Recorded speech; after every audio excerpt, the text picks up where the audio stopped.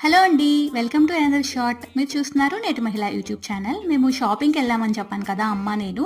అక్కడ షాపింగ్ నుంచి వచ్చేసిన తర్వాత చాలా వేడిగా ఉంది. ఏలూరైతే హైదరాబాద్‌కి, ఏలూరుకి అసలు కంపారిజనే లేదు. ఇంకా వేడిగా ఉండేసరికి బయట నుంచి వచ్చేసరికి నేనైతే థమ్స్ అప్ తాగేస్తున్నా చక్కగా. రీసెంట్ టైమ్స్‌లో మానేశాను తాగడం. మళ్ళీ ఈ ట్రిప్‌లో చాలా కూల్ డ్రింక్స్ తాగేసా నేనైతే.